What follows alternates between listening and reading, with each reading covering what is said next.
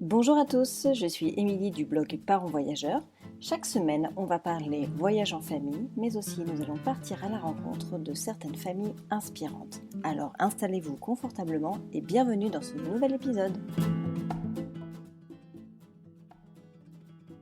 Bonjour les parents voyageurs, j'espère que vous allez bien. Alors cette semaine, je suis heureuse de vous parler d'un sujet que j'aime beaucoup, un sujet qui me tient à cœur, c'est l'expatriation. Alors, comment bien s'épanouir dans une première expatriation? C'est ce que je vais essayer de décortiquer avec vous aujourd'hui dans ce nouvel épisode.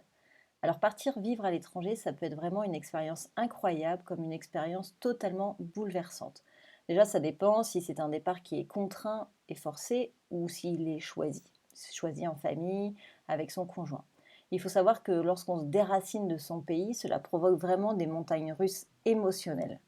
Et d'autant plus lorsqu'on est parent, parce qu'à cela va s'ajouter le bien-être de nos enfants, on va beaucoup s'inquiéter sur leur intégration, sur le changement, etc. Donc dans cet épisode, je vais partager avec vous quelques conseils pour bien vivre sa première expatriation, en espérant que cela vous sera utile, quel que soit votre pays d'accueil.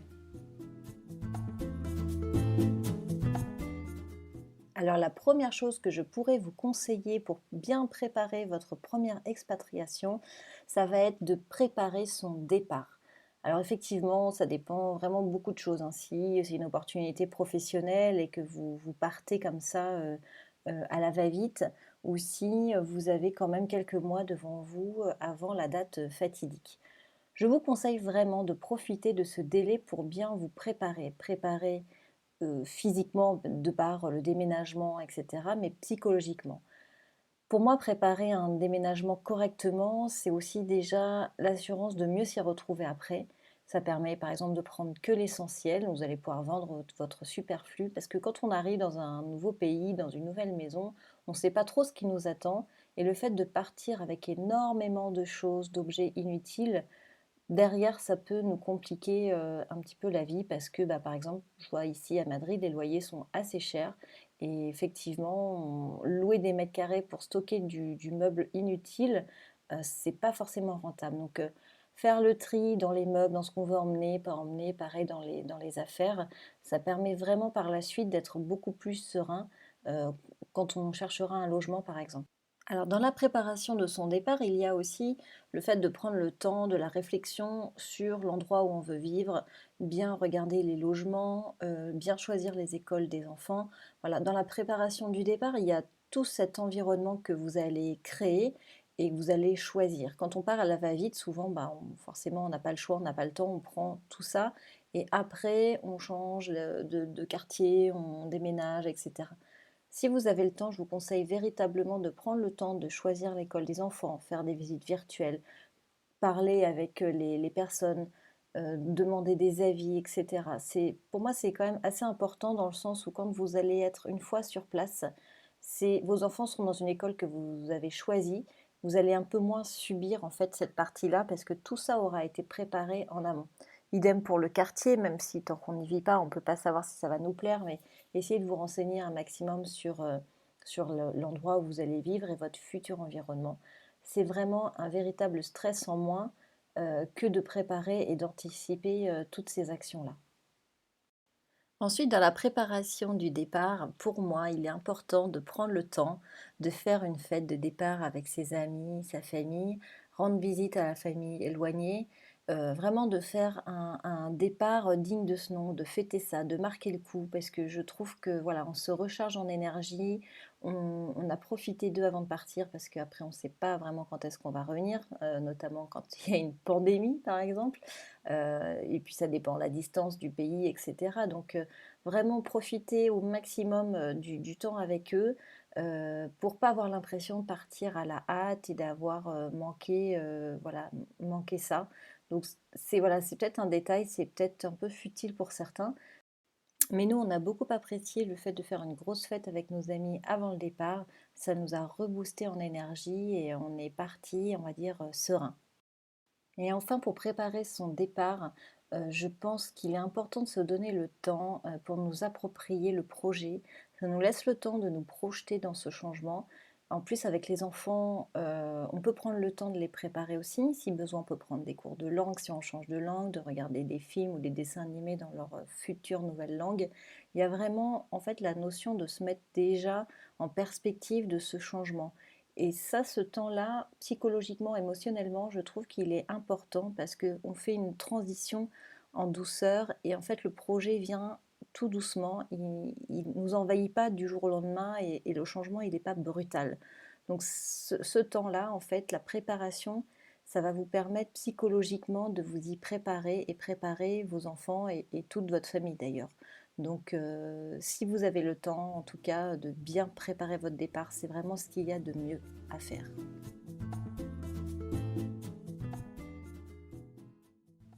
Alors ça y est, vous êtes arrivé dans votre nouveau pays, les meubles sont arrivés, vous prenez possession des lieux, une nouvelle vie s'offre à vous et vous êtes surexcité. Il y a quelque chose qu'il faut que vous sachiez quand on arrive dans un nouveau pays, c'est que émotionnellement, vous allez traverser des phases très hautes et des phases très basses.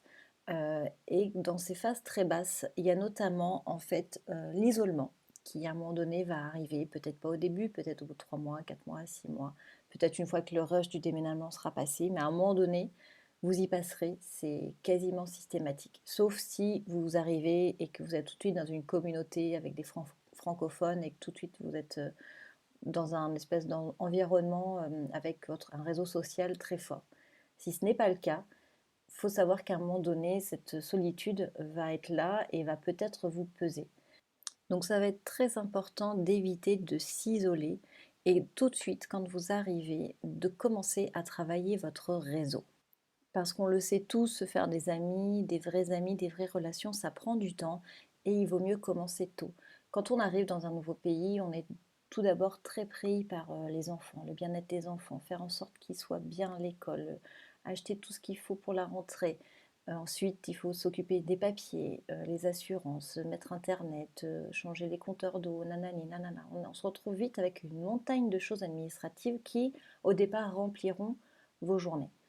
Il faut savoir que, il y a plusieurs choses dans l'isolement. C'est-à-dire que vous allez être seul pour faire ces démarches, bon soit, ça dépend vraiment des personnalités, mais il va falloir que vous recherchiez les informations seul, trouver, heu, toutes les procédures seul et cetera. Alors s'il y a la barrière de la langue, ça va vous prendre un peu plus de temps. Mais il y a aussi le fait d'être seul toute la journée et d'avoir personne à qui raconter sa journée. Si vous avez des enfants en bas âge, vous allez passer toute votre journée avec des enfants, on va dire, de moins de 3 ans. Vous n'allez même pas parler avec des adultes certaines journées. Et cette solitude-là, elle est très dure à vivre. Et c'est pour ça que dès que vous arrivez dans un nouveau pays, tout de suite, vous devez tout de suite prendre du temps pour vous, malgré la charge de travail que vous aurez à vous intégrer administrativement parlant. Il faut tout de suite que vous cherchiez à rencontrer des gens. Alors, dans un premier temps, c'est plus facile de rencontrer des francophones. Donc, dans des grandes villes, il existe toujours des associations de francophones, mais ça peut être aussi s'inscrire à des associations, s'inscrire à des activités, faire du sport, s'inscrire à des cours de langue, etc. Il y a tout un tas de possibilités qui va vous permettre tout de suite de rencontrer du monde. Et même si ces personnes, ce ne sont pas des gens avec qui vous allez lier d'amitié, c'est des nouvelles têtes, vous allez discuter avec des nouvelles personnes, vous aurez des choses à raconter le soir, vous allez vivre des choses et vous allez vous créer votre propre expérience. Et je vous dis ça parce que honnêtement, personnellement, les premiers 6 8 mois où nous sommes arrivés à Madrid, j'avais mon travail en parallèle à la maison, tous les papiers, la gestion des enfants, etc. Et en fait, est arrivé les vacances d'été. Et au final, voilà, je me suis rendu compte qu'en fait, je ne sortais pas de ma maison et que cruellement, j'avais besoin d'aller boire un verre avec une copine, de sortir, etc. Donc là, à la rentrée, je me suis inscrite à des cours d'espagnol et tous les jours, j'allais en cours. Et là, j'ai commencé à intégrer un premier réseau d'expatriés. C'était pas des locaux, mais on a commencé à sympathiser, etc. Aujourd'hui, je suis plus en contact avec ces personnes. On s'est perdu de vue. Il y en a qui sont rentrés dans leur pays, il y en a d'autres qui ont déménagé. Mais de fil en aiguille, on a appris des choses et aujourd'hui, j'ai réussi à créer un autre réseau grâce à d'autres activités, etc. Donc, tout ça pour dire que En faisant des activités, c'est pas forcément chercher les amis de votre vie. Ça va être de vivre des choses, de partager des choses, comprendre la culture. Vous allez rencontrer des gens qui vivent ici depuis très longtemps et qui vont vous aider dans vos démarches, qui vont vous expliquer comment ça fonctionne. Et tout ça, c'est vraiment très très important, en tout cas psychologiquement parlant. Donc dites non à la solitude en expatriation, sortez, partez à la rencontre des gens, investissez-vous dans l'école de vos enfants, sortez prendre des cafés, même seul dans un premier temps, sortez de chez vous et mettez-vous en immersion et en quête de rencontres. Et ça, tout de suite, vous allez voir la différence, vous allez vous sentir beaucoup mieux.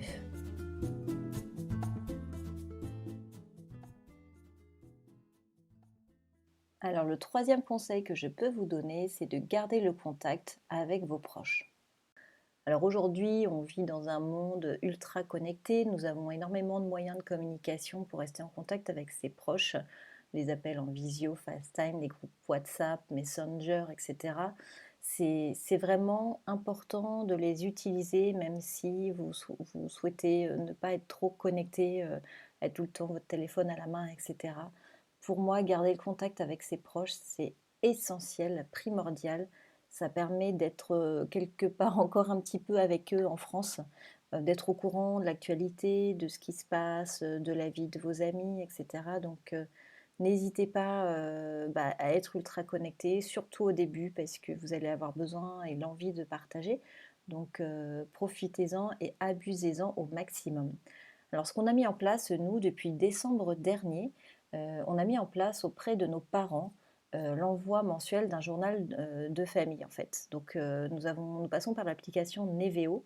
Donc c'est une solution qui permet d'envoyer chaque mois un journal de nos photos personnelles. Donc c'est une application. À la fin de chaque mois, on télécharge toutes les photos en fait qu'on a prises tout au long du mois. On peut y mettre un commentaire et le dernier jour du mois, ça part en impression et les grands-parents reçoivent le journal directement dans leur boîte aux lettres. Et ça, par exemple, pour mes parents qui sont pas très connectés, ils n'ont pas WhatsApp, on fait des appels en visio, mais voilà, quand j'envoie des photos par email, ça reste dans la boîte mail. Et voilà, je cherchais quelque chose qui permettait en fait d'avoir un contact tous les mois, où elle pouvait voir en fait les petits enfants grandir, voir ce qu'ils ont fait, parce que bah, quand on s'appelle, voilà, je vais pas dire ah bah, on a fait un goûter là, on est allé au parc ici, voilà, c'est des choses qu'on raconte pas spécialement.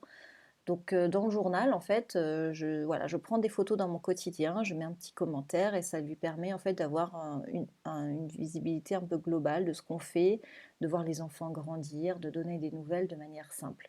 Et c'est vrai que le journal papier, euh, ça change quand même tout en fait pour les grands-parents parce que bah voilà, nous on est de l'ère du digital, mais eux ils le sont beaucoup moins. Donc voilà, ils adorent. Ça fait ouais, plusieurs mois qu'on a testé ce concept. Et franchement, d'ailleurs, au mois d'août, on a oublié de mettre nos photos et on s'est fait crier dessus par ma belle-mère parce qu'on avait oublié de mettre nos photos du mois. Donc ils y sont très attachés et c'est vraiment quelque chose qui permet vraiment de garder le lien. Donc je recommande à 200%. Et effectivement, garder le lien, c'est important pour nous, mais c'est aussi important pour notre famille, pour les cousins, pour les grands-parents, etc. Quelque part, ils ont l'impression aussi de partager un petit peu notre quotidien. Donc garder le contact avec ses proches, c'est vraiment important émotionnellement. Ça permet vraiment d'être encore un petit peu avec eux en France. Et nous, moralement, c'est vrai que c'est toujours bon de pouvoir partager tous les moments avec nos proches, les bons et les mauvais moments d'ailleurs. Donc ça, c'est vraiment quelque chose d'hyper important, en tout cas pour nous. Alors le dernier conseil que je souhaiterais partager avec vous pour vivre votre première expérience d'expatrié, ça va être de prendre votre temps. Alors on a souvent tendance à mettre la charrue avant les bœufs, on est quand même une génération d'impatients compulsifs. On aimerait que tout soit mis en place rapidement, correctement, etc. Mais dans la vraie vie, ça ne se passe pas comme ça. Il faut quand même que chaque chose soit faite dans l'ordre, qu'il faut prendre le temps pour faire justement chaque chose correctement. Et effectivement, quand je discute avec des copines expatriées en Espagne, on est toutes venues au même résultat. il faut quand même quasiment 1 an pour être au carré sur tous les sujets administratifs et organisationnels. Alors, pour une première expérience, je parle après, je pense que les multirécidivistes, du coup, sont peut-être plus efficaces. Mais nous, en tout cas, on a toutes quasiment mis 1 an. Ça va des papiers d'identité, au changement d'assurance de la voiture, au déménagement Internet, changer son permis de conduire. Voilà, il existe en fait une tonne d'administratifs sur lesquels on doit être au carré. Et effectivement, ça prend du temps. Comment ça fonctionne, comprendre comment ça fonctionne, prendre les rendez-vous, etc. Et tout ça, c'est vrai que ça prend du temps et il ne faut pas le sous-estimer. Et encore, nous sommes dans un pays de l'Union européenne, donc je pense que quand on part dans un autre pays, ailleurs dans le monde, je pense que c'est plus compliqué. Donc l'administratif, c'est vraiment très chronophage et on sous-estime le temps que ça prend. Donc il faut d'abord comprendre le système avant d'aller faire les démarches et ça vaut effectivement aussi dans tous les domaines. Donc, par ailleurs, il est important de se donner du temps pour s'acclimater à la nouvelle culture de son pays. Alors parfois et même souvent, les codes sont différents et on a aussi beaucoup de mal à s'y faire lorsque les choses sont quand même fortement ancrées chez nous. Donc on trouve une culture sympa quand on arrive, mais se l'approprier, ça prend aussi beaucoup de temps. Et généralement, on est très enthousiaste au début sur des choses qui nous paraissent géniales. Et en fait, on se rend compte qu'avec le temps, on a finalement du mal à les supporter parce qu'on est aux antipodes et que culturellement, ça ne fait pas partie de notre ADN et qu'en fait, il faut un temps d'adaptation. Alors je vous dis ça parce que nous en Espagne, ça fait 3 ans bientôt qu'on vit à Madrid, et cette coolitude espagnole, on trouvait ça génial au départ, pas de prise de tête, vraiment tranquille. Et en fait, là, au bout de 3 ans, ça nous agace. Et ça nous agace parce que voilà, on est paramétré pour avoir de la productivité, aller de l'avant, être organisé, etc. Et le fait de faire les choses à la dernière minute, de ne pas être informé, d'avoir des discours différents, de recevoir, je ne sais pas, vous allez dans une administration où vous dit qu'il faut payer, je ne sais pas, une taxe de 13,90 €. Vous vous connectez sur le site pour payer et finalement c'est 14,90 €. Toutes ces incohérences et que quand on dit, bah, en fait, il y a un problème, hein, no pasa nada, no pasa nada. En fait, tout ça, ça nous prend du temps parce que comme c'est pas dans notre culture, ça nous demande de l'énergie et c'est hyper fatigant. Donc, c'est tout ça, il faut l'intégrer en fait. Il faut prendre le temps de s'approprier cette nouvelle culture et encore une fois, on est dans l'Union européenne, donc il y a quand même beaucoup de similitudes. Mais je pense que c'est important de se donner ce temps-là et d'ingurgiter en fait tout ce nouveau mode de vie. Alors il y a aussi un autre sujet qui est important, ça va être notamment pour le conjoint qui accompagne la personne qui a été mutée. Bon, souvent l'expatriation, il y a quand même une notion de choix professionnel. Le conjoint qui accompagne, faut dire que c'est d'autant plus un chamboulement parce que souvent on a quitté son travail en France pour suivre son compagnon ou sa compagne.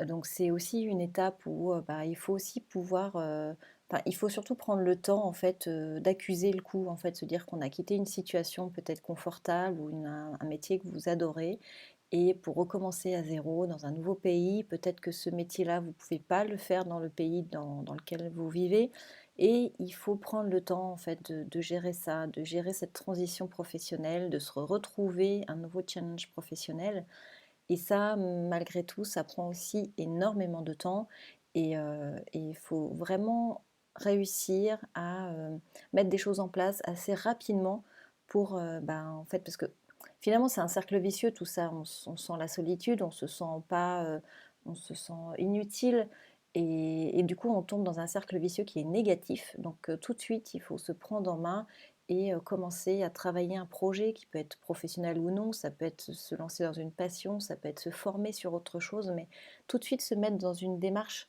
positive, dans une dynamique pour pouvoir justement tout de suite euh, avoir une occupation qui vous passionne et pourquoi pas derrière ça débouche peut-être sur un travail, mais il faut euh, ne pas se laisser envahir par justement le fait de rester à la maison, pas travailler, etc. Parce que je pense que c'est un cercle qui est pas bon. Sauf si effectivement vous restez à la maison pour élever vos enfants, etc. Si vous êtes OK avec ça, il n'y a pas de problème.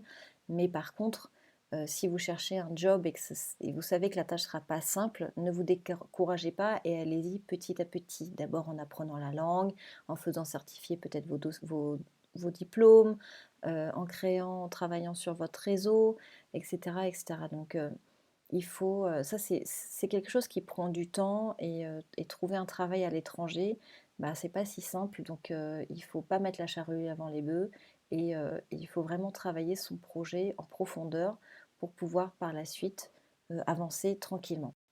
Donc prenez votre temps dans votre installation, prenez le temps de vous approprier ces nouveaux codes, de trouver votre nouvel équilibre familial et surtout prenez du temps pour vous parce que ça c'est vraiment très très important pour pouvoir définir ce que vous avez envie et le projet professionnel sur lequel vous voulez travailler par exemple. Donc pensez à vous et travaillez sur cet équilibre. Et voici pour ce nouvel épisode. J'espère que ces conseils vont vous aider dans votre nouvelle expatriation. Ça va vous aider à mieux gérer vos émotions et de vous dire bah, finalement tout ce que vous ressentez, c'est normal. Donc n'hésitez pas à partager ce podcast si vous pensez qu'il y a une personne de votre entourage à qui ça pourrait être utile. Et si vous voulez soutenir le podcast, vous savez toujours que vous pouvez laisser 5 étoiles sur votre plateforme d'écoute et laisser un petit commentaire si le cœur vous en dit. Voilà, je vous donne rendez-vous mercredi prochain pour un nouvel épisode. Belle semaine, ciao ciao.